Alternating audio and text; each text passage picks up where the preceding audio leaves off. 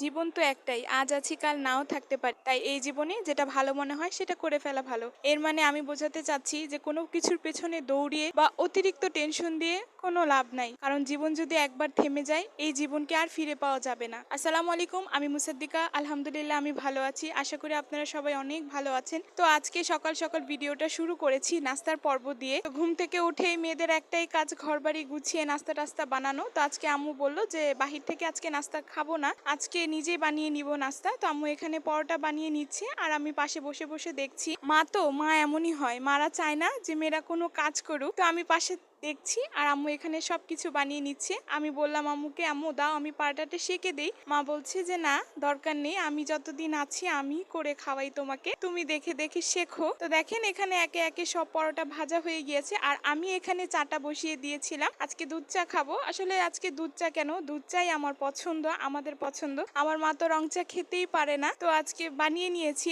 আমি আজকে। তো এখানে খেয়ে নিচ্ছি পরোটা দিয়ে আর দুধ চা দিয়ে। পরোটা আর চা আমার অত একটা পছন্দ না, কিন্তু আমার মা খুবই পছন্দ করে। তো আম্মুর দেখা দেখি আজকে আমিও খেয়ে নিচ্ছি। তো আজকে বিছানার চাদরটা একটু পাল্টিয়ে নেব, বিছানার চাদরটা যেহেতু ময়লা হয়ে গিয়েছে। তো প্রতি সপ্তাহে সপ্তাহে বিছানার চাদর পাল্টানো হয়, তো আমি এখানে বিছানার চাদরটা পাল্টিয়ে এখন বিছানাটাকে টান টান করে গুছিয়ে নিয়েছি। আসলে বিছানা গুছানো থাকলে আমাদের মনটাও শান্ত থাকে। তো এখানে পাপোচও দিয়ে দিয়েছি আর কিছু ঘরে কাপড় শুকনা ছিল, তো শুকনা কাপড়গুলো আমি এখন নামিয়ে নিয়েছি ভাঁজ করার জন্য। আসলে ঘরে যদি মাথার উপরে কাপড় ঝুলে দেখতেও ভালো লাগে না, নিজের কাছে আমার মনটাও ভালো লাগে না। তো তাই কাপড়গুলো নামিয়ে এখন একে একে করে কাপড়গুলোকে ভাঁজ করে নিচ্ছি।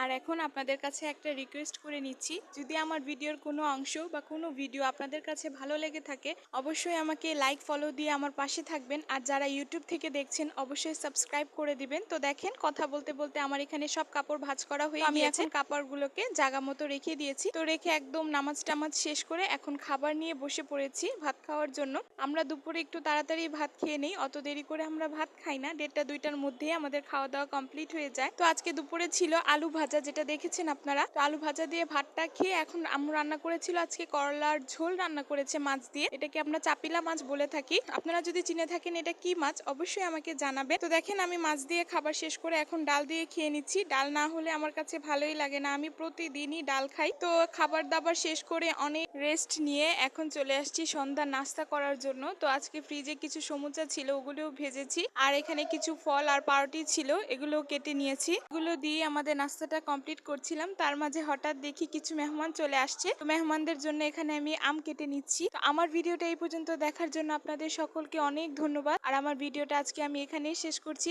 আসসালামু আলাইকুম সবাইকে, সুস্থ থাকবেন, ভালো থাকবেন।